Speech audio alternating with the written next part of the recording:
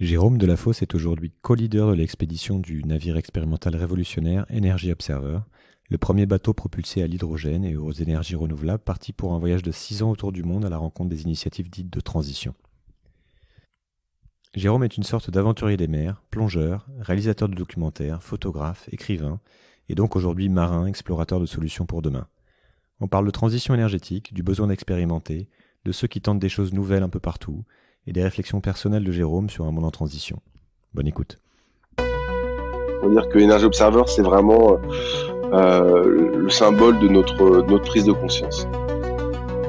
Nous, aujourd'hui, on a complètement oublié à quel point c'était difficile de produire cette énergie. À bord du bateau, j'ai pu voir un petit peu de près les contradictions, les paradoxes de cette transition énergétique. Bonjour Jérôme. Bonjour. Merci de passer ces quelques minutes ou cette heure, voire avec moi, pour pouvoir parler de ton projet Energy Observer. Enfin, c'est ton projet que tu partages avec d'autres personnes, évidemment.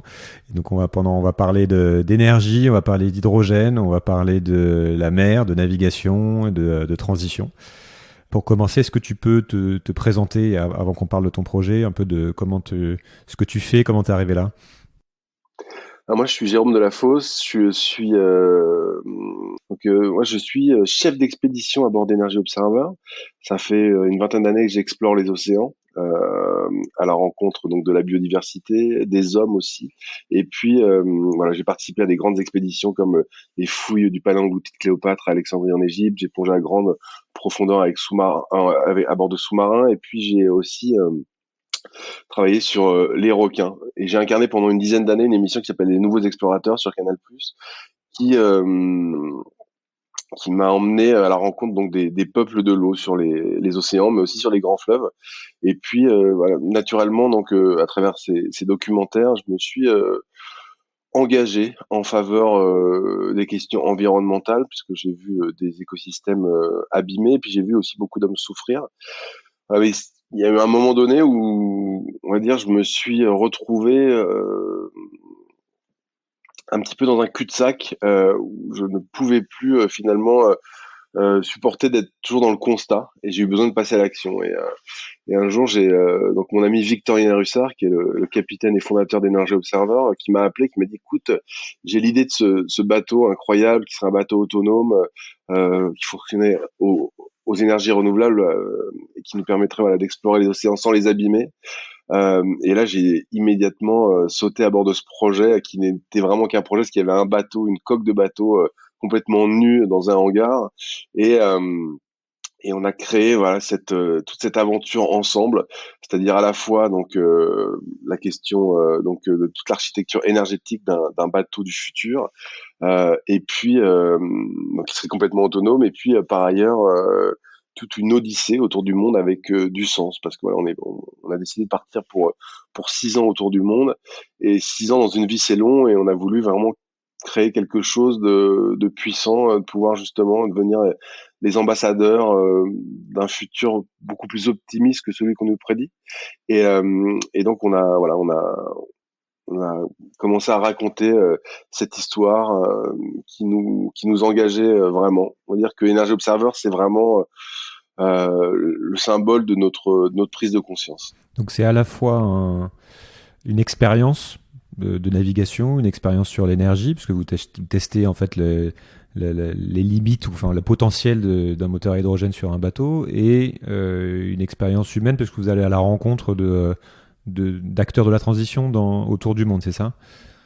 Complètement. Alors, ouais, Energy Observer a une double mission. La première, c'est évidemment de tester l'autonomie énergétique en milieu extrême. L'idée, c'est de pouvoir naviguer en autonomie complète grâce aux énergies renouvelables, avec justement un stockage d'hydrogène qu'on produit à bord à partir de l'eau de mer, et ça on y reviendra après.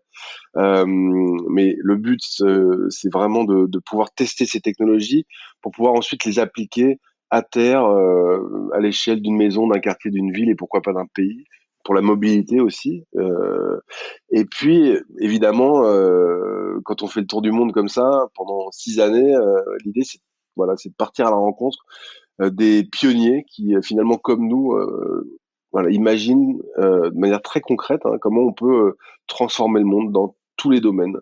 Voilà, à ce titre, on est ambassadeur des objectifs de développement durable, fixés par l'ONU pour donc l'agenda 2030 de la transition.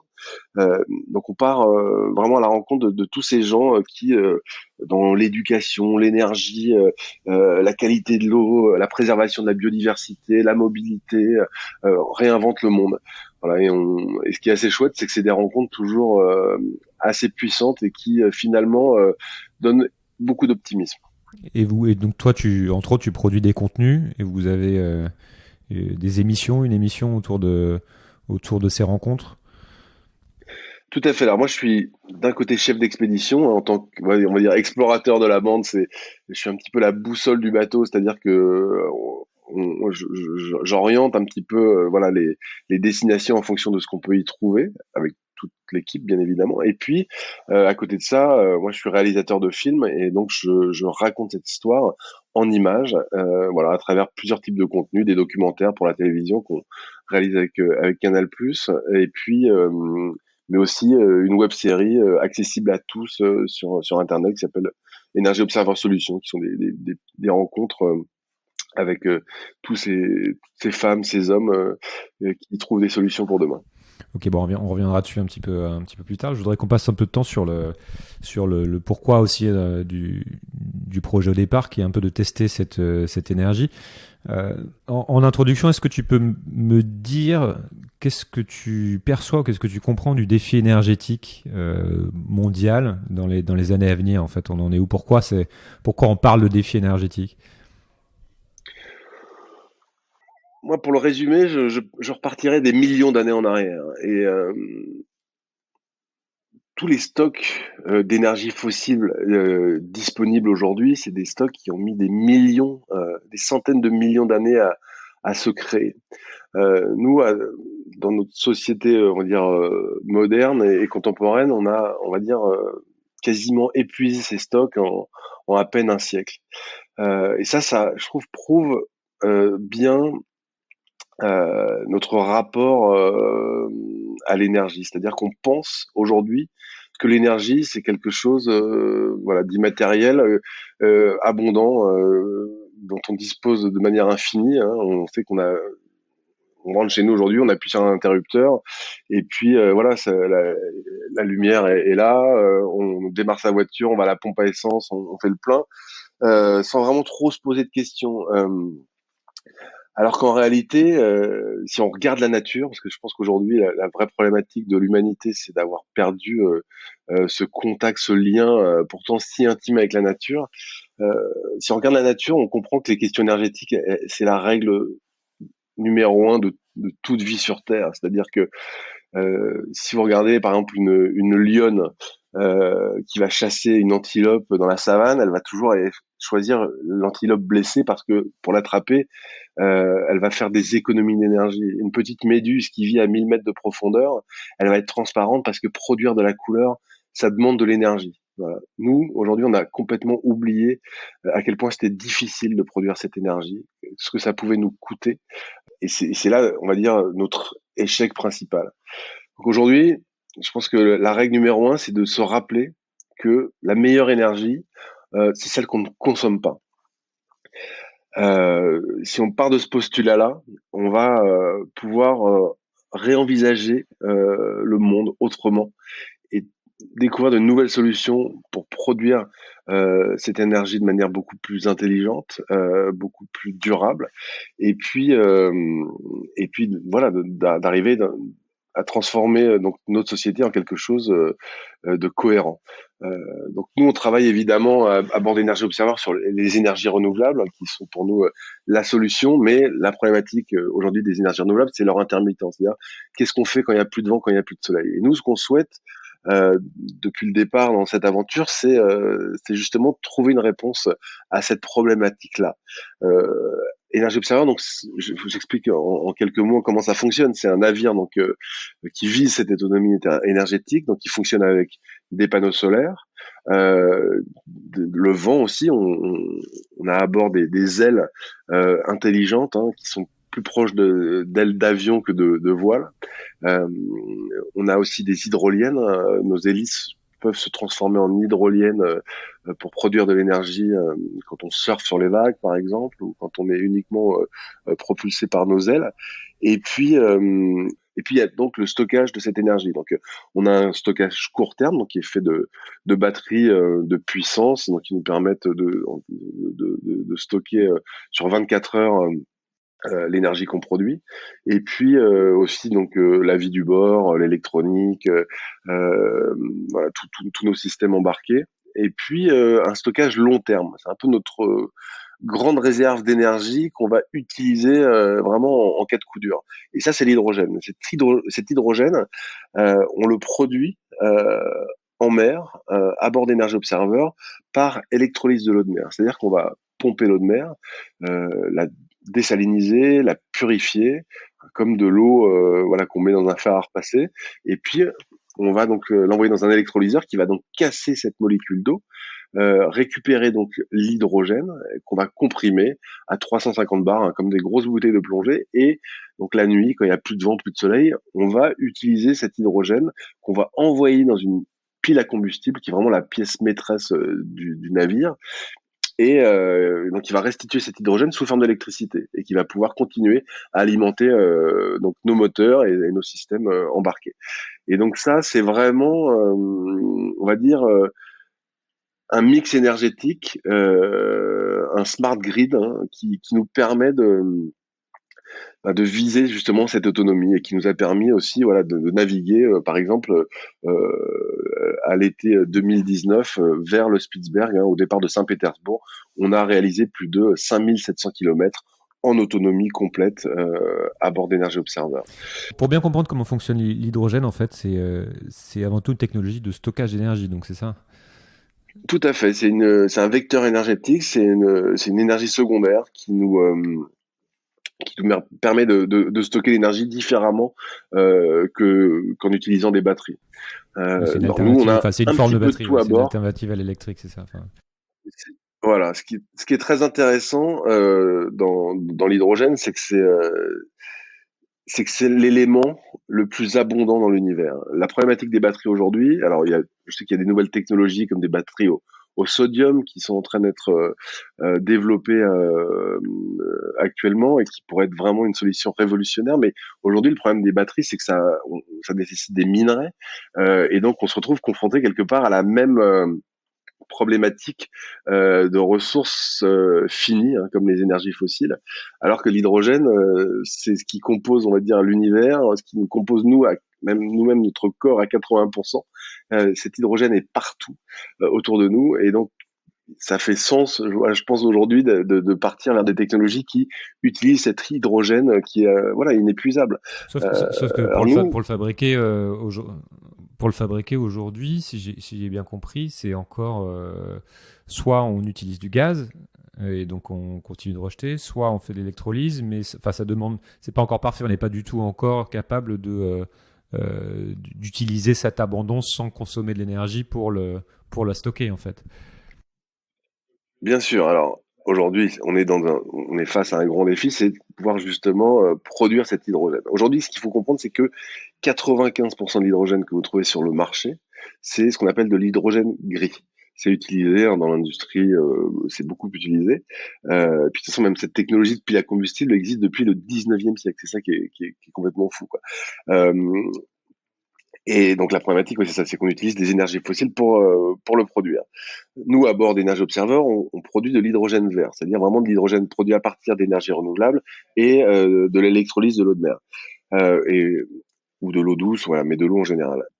Donc, ce qu'il faut comprendre, c'est que évidemment, on est dans une transition, donc c'est toute une technologie qui reste à développer, mais qui est d'abord très prometteuse, parce qu'aujourd'hui, à travers l'Hydrogen Council, il y a les plus grands groupes aujourd'hui industriels se sont regroupés pour justement développer des solutions hydrogène. Et moi, j'ai pas de doute réel sur le fait que ces technologies vont se développer de manière extrêmement rapide. Maintenant, voilà, il faut un investissement, on va dire, massif, des investissements publics, comme c'est fait beaucoup en Asie, au Japon, en Corée. Les Coréens ont récemment investi 3 milliards voilà, dans un plan hydrogène. Euh, voilà, Pour donc c'est construire les vraiment réseaux, aujourd'hui. ouais. Ce qu'il faut construire, en fait, la problématique, c'est que, enfin, c'est comme toutes les problématiques qu'on a avec le renouvelable. Et là, Ce qu'il faut comprendre, c'est qu'aujourd'hui, il faut arriver à faire entrer l'hydrogène dans le quotidien des citoyens. C'est-à-dire que ça devienne véritablement une alternative aux énergies fossiles à laquelle tout le monde est habitué. Et ça, c'est essentiel, je pense, après même voilà, pour toute transition, que les gens soient familiarisés avec l'hydrogène, qui aujourd'hui parfois fait un petit peu peur, parce que les images qu'on a de l'hydrogène, c'est voilà, c'est la bombache, c'est le Zeppelin Hindenburg, voilà. Alors que moi, à bord du bateau, hein, on a parcouru plus de 18 000 milles nautiques, on n'a jamais eu le moindre problème avec l'hydrogène. Moi, les ingénieurs ont beaucoup plus peur à bord d'un incendie de batterie que du stockage d'hydrogène. Donc voilà, ce qu'il faut savoir, c'est qu'aujourd'hui, la sécurité est quand même relativement maîtrisée. Il y a des voitures comme la Mirai de Toyota qui circulent en ville et qui, voilà, il n'y a aucun problème particulier avec ces voitures. ok. Je voudrais justement qu'on continue un peu sur cette notion de transition énergétique. Dont on entend pas mal parler, justement, effectivement, on a pas mal toutes les boîtes d'énergie, il y a beaucoup d'industriels où enfin, on entend partout parler de transition énergétique comme une nécessité, mais aussi comme quelque chose qui est possible. Toi, c'est quoi ton point de vue là-dessus, c'est-à-dire pour le passage à l'échelle des énergies renouvelables comme substitut au pétrole? Parce que si je regarde un peu, tu vois, aujourd'hui, on a, je crois, 85% du mix énergétique primaire mondial qui est basé sur les énergies fossiles. Je crois que c'est plus des trois quarts ou des deux tiers, des trois quarts de la production électrique. On est renouvelable, je crois qu'on est autour de 4-5%. Et en même temps, si tu veux, on a un défi à la fois énergétique et climatique. Je sais pas, partons sur le climatique, où on doit rester sous les 2 degrés. Ça veut dire réduire de 30% nos émissions en 10 ans. Donc ça voudrait dire très très très rapidement être capable soit de diminuer notre consommation d'énergie, soit de faire cette fameuse transition énergétique avec du renouvelable, avec du propre, enfin du zéro émission comme on dit, mais à une échelle qui paraît démentielle. Donc je me pose la question en fait du discours de cette transition énergétique pour savoir à quel point en fait ça nous enferme dans cette image, dans ce fantasme qui est que oui, on va pouvoir maintenir nos modes de vie, on va pouvoir consommer toujours autant d'énergie avec l'électrique, avec l'hydrogène, etc. Toi, t'en dis quoi tout ça? Quel est ton point de vue là-dessus? Moi, je pense que nous, ce qu'on essaie de prouver à bord de notre bateau, déjà, c'est qu'on peut vivre exactement de la même manière grâce aux énergies renouvelables. Alors, nous, on vit de manière extrêmement confortable, et ça, c'est un point très important parce que je pense que personne n'est prêt à revenir en arrière. Voilà. Après, arriver à changer un petit peu ses comportements, ça, c'est extrêmement important. Nous, par exemple, à bord du bateau, c'est des cas concrets, mais qui sont assez intéressants.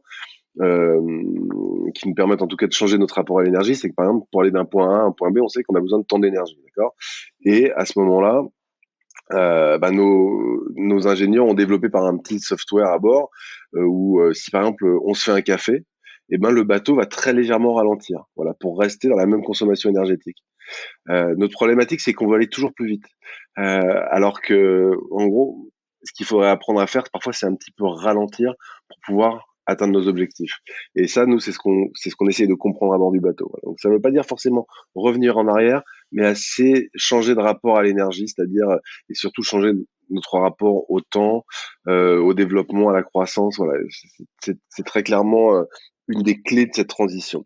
Maintenant, il y a les objectifs qui ont été fixés donc par les États membres de l'Europe, qui en gros nous ramène à 27% d'énergie renouvelable entre 2020 et 2030, selon les pays.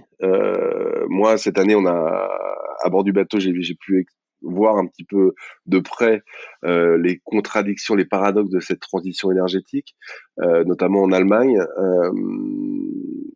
qui sont à la fois les premiers producteurs donc d'énergie renouvelable au niveau européen, et en même temps les premiers pollueurs, parce que en décidant de sortir du nucléaire, ils se sont donc concentrés donc sur la lignite, qui est un charbon qui est le charbon en fait le plus polluant qui existe aujourd'hui. Et on voit bien en fait que cette transition qui va avoir lieu, qui doit avoir lieu, va être extrêmement douloureuse. C'est-à-dire que pour voilà, transformer le monde de manière aussi rapide, il va falloir passer par justement une case qui va être sans doute pas très agréable pour personne. Et quand bien même les Allemands aujourd'hui ont décidé de sortir du nucléaire, ils continuent à dépendre de l'énergie nucléaire française. Donc on se rend bien compte à quel point aujourd'hui c'est très compliqué de sortir justement de notre société d'énergie fossile vers les énergies renouvelables. Mais Après, ce qui est intéressant aussi avec ton expérience, c'est que ça, c'est effectivement, c'est produit localement. Donc ça, tu peux imaginer des réseaux décentralisés avec. T'as une logique d'autonomie derrière, une autonomie des véhicules, une autonomie des habitats, où tu peux produire toi-même ta propre énergie. Après, je me rends pas compte de la technologie qui est derrière, de la complexité. Comment c'est j'imagine que c'est pas accessible à tous et que tu dois avoir quand même. On n'est pas dans du low tech là. ah non, on n'est pas du tout dans du low-tech. Non, non, mais donc ce que je voulais dire, c'était qu'aujourd'hui, en tout cas pour aller vers cette transition, les vraies premières mesures à prendre, donc c'est des investissements publics pour arriver déjà à transformer ces infrastructures. Aujourd'hui, par exemple, à Paris, il y a trois stations hydrogène. Euh, voilà, dans les aéroports, il y en a une à l'Alma notamment, et on s'imagine bien qu'il en faut beaucoup plus pour pouvoir justement commercialiser des voitures hydrogène. Et voilà, et ça, il y a un certain nombre de groupes comme Air Liquide, comme Engie qui travaillent justement sur ces questions-là.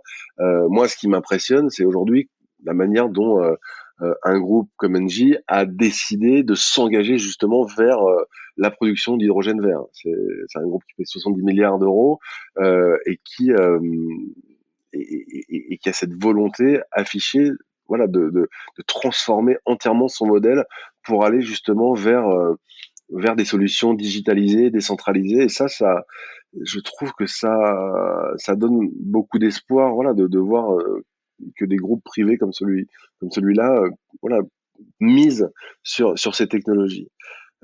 Ça me semble essentiel. Maintenant, très clairement, une société voilà décarbonée, c'est effectivement une société avec un modèle complètement différent de production. Aujourd'hui, c'est vrai que tout est centralisé. Aujourd'hui, c'est comme tu viens de le dire, demain, n'importe qui pourra créer sa propre énergie à partir et la stocker grâce donc ce qu'on fait à bord d'un énergie observeur, par exemple, ça pourrait vraiment être demain une maison, c'est-à-dire des panneaux solaires, une éolienne, et puis euh, donc de l'électrolyse, non pas de l'eau de mer, mais sur le réseau d'eau pour stocker justement cette énergie et on pourra la nuit par exemple restituer cette énergie sous forme d'électricité voilà à la demande quand on en a besoin quoi. Mais ce qui est intéressant c'est que chaque citoyen demain pourrait devenir le producteur de son énergie et ça je trouve que c'est Oui, la promesse est belle, ouais. au-delà même la promesse est belle mais même au-delà même de la question énergétique ça nous emmène vers d'autres valeurs, des valeurs de paix hein. Aujourd'hui ce qu'il faut savoir c'est que toutes les guerres depuis le 19e siècle sont liées au charbon, au pétrole, aux énergies fossiles. Quoi. Donc si demain chaque homme, femme devient producteur de son énergie, ça change complètement Je la voudrais donne. qu'on parle un petit peu aussi de l'autre aspect du projet, donc qui est le fait que vous allez à la rencontre des personnes qui montrent qui vont à l'origine de différentes initiatives pour répondre aux ODD, c'est ça de l'ONU. Qu'est-ce qui t'a Oui. alors, est-ce que tu peux me dire un peu où est-ce que vous avez été, qui vous avez rencontré? Qu'est-ce qui t'a le plus marqué ou le plus enthousiasmé dans les différentes choses que tu as pu voir? Alors, Ouais. c'est très difficile parce que de choisir vraiment, voilà, une expérience. On a rencontré beaucoup de gens vraiment passionnants. Non, moi, ce qui m'intéresse, en tout cas, surtout avant tout ça, dans cette démarche, c'est, voilà, on me demande souvent, moi, si je suis optimiste. C'est vrai que quand on est, voilà, quand on s'intéresse un peu aux questions d'environnement, c'est difficile d'être optimiste. Et en général, je réponds que si j'étais optimiste, je serais pas là où je suis en ce moment. Maintenant, on va dire que ce qui m'a le plus étonné, c'est de voir déjà le nombre d'initiatives partout dans le monde qui existent pour cette transition. Il y a des gens, souvent voilà, anonymes, qui se lèvent le matin en se disant bah moi je vais faire quelque chose, je vais faire ma part. Et ça c'est vraiment c'est un formidable message d'espoir. Et notamment, on était en Tunisie en 2018 à bord d'Energy Observer, donc première démocratie, je sais pas, mais première, on va dire constitution post-printemps arabe. Et là, j'ai vu qu'il y avait des gens dont la priorité aujourd'hui était de sauver leur environnement. Des gens qui ont, parfois pour survivre et permettre à leur famille de vivre, d'autres chats, en tout cas des priorités plus immédiates que les questions environnementales. Il y en a qui ont compris à quel point justement c'était essentiel. Et voilà, il y a un homme qui a Mabrouk Jabri, qui a donc une ONG qui s'appelle Terre et Humanisme, qui travaille à l'oasis, à la restauration de l'oasis de Chémini, qui est une oasis maritime, qui est en train de mourir et qui était vraiment un lieu un paradis sur terre il y a encore 30 ans et qui est devenu aujourd'hui une poubelle complètement asséchée. Voilà. Et ce monsieur, bah, lui s'est battu pendant 20 ans et aujourd'hui, en tout cas grâce à la chute du régime, a le droit de s'exprimer et puis s'engage véritablement pour sauver son environnement et son écosystème. Et ça, et surtout, rencontré beaucoup de jeunes autour de lui qui s'engagent à ses côtés. Et ça, voilà, c'est vraiment quelque chose qui m'a vraiment marqué. Euh, Après ça, j'ai beaucoup aimé notre voyage en Europe du Nord, euh, où j'ai rencontré, voilà, il y a eu pas mal de solutions, mais ce qui était intéressant, c'était le rapport à la nature, où très clairement, c'est une question centrale dans le débat politique, c'est une question centrale euh, pour les citoyens. Euh, et je trouve que dans la crise que traverse l'Europe actuellement, euh, une Europe où on voit quand même deux forces politiques émerger qui, d'un côté, sont le populisme et les écologistes. Voilà, moi, je me rends compte qu'il y a vers le nord de l'Europe un espoir que les questions environnementales puissent permettre à l'Europe de sortir de la crise, justement de cette crise, mais par le haut. Et ça, pour moi, je trouve que c'est un vrai message d'espoir aussi parce qu'aujourd'hui, ça nous ramène aux objectifs de développement durable. Si on s'intéresse pas aux autres, si on s'intéresse pas à ce qui se passe ailleurs, on sortira jamais de cette impasse dans laquelle on se trouve.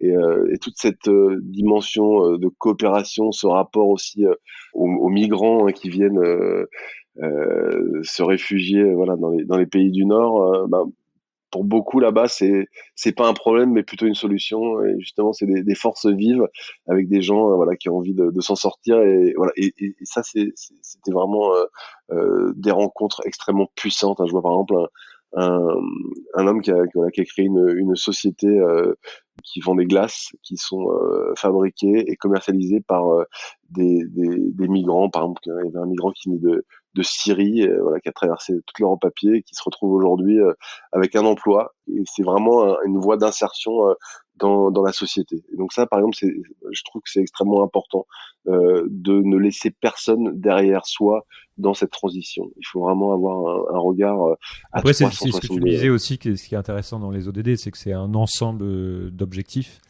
qui, pris séparément, en fait, ne fonctionnent pas, mais donc qui forment une espèce d'écosystème, ou en tout cas un système, qui fait comprendre que le lien qu'il y a entre les différents sujets. Complètement. L'interrelation entre ces objectifs de développement durable, elle est essentielle. On voit par exemple que l'égalité homme-femme, par exemple, l'égalité entre les sexes, c'est un facteur de développement de la transition phénoménal. On voit dans des pays comme le Soudan, par exemple, il y a une initiative qui a été prise dans un village à 300 km dans une petite ville à 300 km de Khartoum, où on va aider, par exemple, les femmes. On va les éduquer, on va leur apprendre l'agriculture, elles vont reprendre une vraie position importante dans leur famille et dans leur communauté. Et en général, quand on donne le pouvoir aux femmes, il y a que des bonnes choses qui se passent après. Et ça, typiquement, c'est aussi, je trouve, un moyen très intéressant de voir à quel point on peut voilà, transformer la société en changeant voilà, notre regard, par exemple, sur les femmes dans certains pays où elles ont une condition extrêmement Je voudrais. difficile. Sismic, c'est à la fois j'essaie un peu de faire de la prospective, en tout cas de l'anticipation. et aussi de regarder ce qui est souhaitable et ce qui ne l'est pas. Je suis curieux de Mhm. savoir en fait ce que tu vois émerger, peut-être un signal faible, quelque chose dont on ne parle pas assez, qui te fait quelque chose qui te fait un peu flipper, dont on parle pas forcément, dont on n'a pas forcément conscience et qui selon toi pourrait avoir un impact sur les 10 ou 20 prochaines années et auquel il faut se préparer. Et à contrario, quelque chose qui te donne vraiment espoir, et qui est pareil, dont on n'entend pas forcément parler. La première chose qui vient à l'esprit, c'est effectivement la COP25, qui était assez tragique, hein, où on voit des nations reculer par rapport aux engagements de l'accord de Paris. Ça, je trouve ça. Bon, je parle même pas des États-Unis où là c'est carrément catastrophique, mais malheureusement ils entraînent derrière eux d'autres nations qui remettent en question leur engagement de l'accord de Paris. Et ça, je trouve que c'est assez terrifiant parce que moi j'ai vraiment cru en fait au moment de l'accord de Il se Paris passait quelque chose. Ouais. qu'il se passait quelque chose, qu'il y avait une prise, ouais, qu'il y avait une prise de conscience. Alors c'est peut-être un peu naïf, mais en tout cas, nous, Energy Observer, il est né, c'est un projet qui est né à ce moment-là, et on a vraiment cru qu'on partait, Que ça y est, là, il y a une voilà, prise de pour, conscience, tout le monde y va. Quoi. ouais, pour un autre monde, quoi, vraiment. Et on se rend compte qu'en fait, pas du tout. Euh, et ça, voilà, Y je trouve ça compris à Paris, particulièrement hein. inquiétant. Et nous, on se bat Les accords de aujourd'hui, Paris, y compris en France, ouais. y compris à Paris. Oui, bien sûr. Mais après, il y a les Indiens qui avaient l'air plutôt motivés en 2015, là, qu'ils sont un petit peu moins, etc., etc. Donc ça, pour moi, c'est vraiment dramatique. Après, je pense que on n'a pas conscience du tout de ce qui nous attend. Pourtant, quand on voit ce qui s'est passé en Australie là, voilà, qui sont des manifestations extrêmement claires hein, de l'avenir qui nous attend. Moi j'étais au Spitzberg, quand on voit les glaciers du Spitzberg hein, qui sont, parce que nous on a vraiment choisi d'aller au Spitzberg avec le navire parce que c'est l'épicentre du changement climatique. C'est là que la Terre se réchauffe 4 fois plus vite qu'ailleurs dans le monde. Et donc on a été voilà voir ces glaciers qui pour certains fondent et avance donc dans l'océan en fondant de 16 mètres par jour, ce qui est colossal. Voilà, là on voit vraiment ce qui est en train de se passer. Et je pense que malheureusement dans notre quotidien, c'est très difficile de pouvoir le matérialiser, surtout dans les pays occidentaux. Voilà, et je pense qu'on n'est pas encore assez dans une perspective de résilience. Voilà, moi j'ai envie de voir des gens plus soudés parce que je pense que la communauté c'est quelque chose qui pourra vraiment nous aider à nous en sortir. Voilà. Après, ce qui me donne espoir, c'est des initiatives. Encore une fois, je sais pas, on était en Angleterre, j'étais à Totnes, donc qui est la ville en transition qui a été initiée par Rob Hopkins, voilà, qui est un personnage absolument passionnant, qui a vraiment mis en place avec les habitants de Totnes un système justement de résilience qui permettra donc aux hommes non pas d'aller se réfugier comme il le dit si bien avec dans la montagne avec 4 années de réserve de papier toilette, des fusils et des boîtes de faillots en gros, mais justement de pouvoir se souder et pour travailler ensemble justement à faire face au choc et pour lui c'est vraiment la seule issue pour l'humanité. Et ce que j'ai trouvé très intéressant, surtout là-bas, et ce qui donne vraiment espoir, c'est qu'on se rend compte que pour que ce système fonctionne, donc c'est un système d'économie circulaire, c'est un système de voilà d'agriculture. Bon, oui, bref, il y a plein de sujets qui sont abordés à Totnes, mais ce qui est très intéressant, c'est de voir que quand 30% des habitants d'une ville s'engage dans ce processus, en fait, le pari est gagné. Et Totnes, en ça, c'est une vraie réussite. Et ça permet justement aussi de comprendre que voilà que quand on peut arriver à changer la donne sans forcément emmener tout le monde avec soi. Et ça, on va dire que c'était une vraie découverte pour moi. Tu dis que finalement, t'as pas besoin d'embarquer tout le monde d'un coup, quoi. Une grande minorité peut suffire. Ouais. Voilà, une minorité suffit et le reste suit quoi. Après, voilà, j'ai rencontré aussi un autre homme qui est passionnant au Bénin, qui s'appelle Godfrey Nzamujo, qui est un homme voilà, qui a un passé assez, une histoire assez forte, voilà, qui est un descendant d'esclaves, né au Nigeria, revenu aux États-Unis, puis reparti en Afrique. Aujourd'hui, il est au Bénin. Il a monté une ferme qui s'appelle Songhai et qui est une ferme systémique où en fait ils sont en autonomie complète et donc ils arrivent sans aide financière de quelque fondation que ce soit. Ils sont autonomes donc financièrement. Ils produisent donc des produits agricoles issus donc de l'agriculture. Ils font du riz, des ananas, mais ils font aussi de la pisciculture, ils élèvent des poules, du bétail et ils n'ont besoin de rien. Ils arrivent à nourrir leurs poules avec leurs déchets agricoles, ils arrivent à fabriquer même leurs machines agricoles pour moins de 100 euros plutôt que de les importer de Chine, etc. Et j'ai trouvé que cette démarche, voilà, qui existe depuis 30 ans, était exceptionnelle. Et ce qui est intéressant, c'est qu'aujourd'hui, il y a plein d'étudiants de cette ferme, parce que c'est avant tout un centre de formation, qui viennent, donc c'est souvent des étudiants diplômés d'université, pour apprendre justement cette nouvelle forme d'agriculture.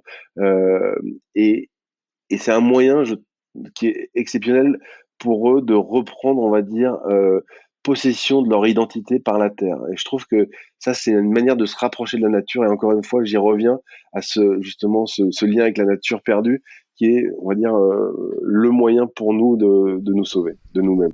Dernière question que j'avais, en fait, effectivement, tu fais partie des invités que je reçois qui ont le plus voyagé, probablement celui qui a le plus voyagé dans cette vie sur Energy Observer et puis avant.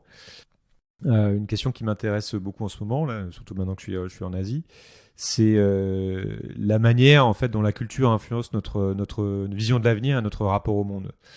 Qu'est-ce qui, toujours dans la série Rencontre, qu'est-ce qui t'a le plus bougé par rapport à ce biais culturel que tu as et qu'on a tous? Dans ce voyage que j'ai fait, j'ai réalisé un grand documentaire cette année qui s'appelle Énergie Observer, les messagers de la Terre. Et on est donc, je suis parti avec mon équipe en Colombie, dans la Sierra Nevada, rencontrer les Indiens Kogi. Et ça a été une rencontre extrêmement forte parce que je souhaitais comprendre comment ces hommes, qui sont une ethnie qui a résisté à toutes les conquêtes des conquistadors, mais aussi des narcos, des FARC, et puis aujourd'hui, voilà, des entreprises minières.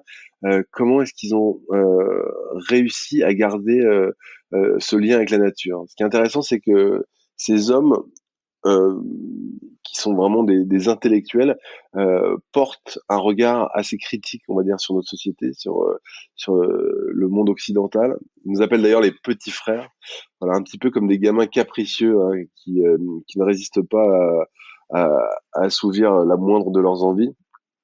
Et, euh, et ces Indiens se considèrent comme vraiment les gardiens du cœur du monde. Et donc, je suis parti à leur rencontre justement pour comprendre quelle devrait être notre démarche, non pas pour vivre comme eux, puisqu'ils vivent, voilà, vraiment, c'est une société agricole dans une montagne, voilà, très éloignée de notre quotidien, mais quelle est leur philosophie?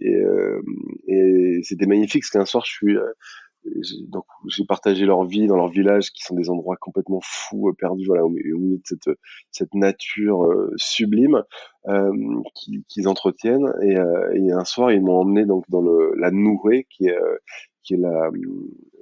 on va dire la salle du conseil voilà des hommes, et je leur ai demandé en gros quel serait votre conseil. Et ce qu'ils m'ont dit, c'est ne courez pas. Voilà. Aujourd'hui, eux, quand ils prennent toutes leurs décisions, ils prennent le temps, ils regardent ce qui s'est passé avant, qu'est-ce qui pourrait se passer après, euh, et ce qui les marque chez nous, c'est la manière dont notre société L'homme accélère de pressé. plus en plus. L'homme pressé, c'est exactement ça. Et, euh, et voilà, ils m'ont dit cette très belle phrase en disant ne courez pas, ainsi vous pourrez commencer à vivre comme le vent. Et moi j'ai trouvé que c'était une phrase très belle et finalement très proche de ce qu'on vit à bord d'Energy Observer, parce que justement ce voyage à bord de ce bateau, c'est une sorte d'éloge de la lenteur, parce que on va pas très très vite à bord de ce bateau, mais ça nous permet justement de regarder la nature, de reprendre contact avec elle.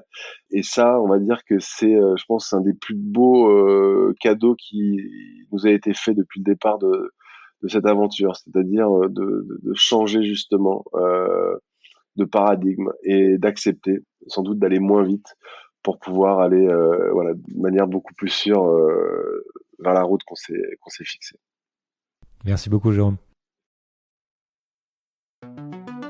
Merci beaucoup d'avoir pris le temps d'écouter cet épisode. N'hésitez pas à découvrir les autres épisodes déjà publiés dans lesquels j'explore d'autres points de vue, d'autres clés de lecture sur les forces à l'œuvre qui feront le monde de demain. Vous pouvez vous abonner à ce podcast sur votre appli préférée pour être sûr de ne rien rater, et je vous invite aussi à laisser un commentaire ou un avis, 5 étoiles si possible, sur Apple Podcasts ou iTunes pour m'aider à rendre ce podcast visible. Vous pouvez retrouver cet épisode sur sismic.fr avec toutes les références citées, ainsi que d'autres liens pour continuer à creuser les sujets évoqués. C'est Sismic, c'est demain et ça bouge. À bientôt.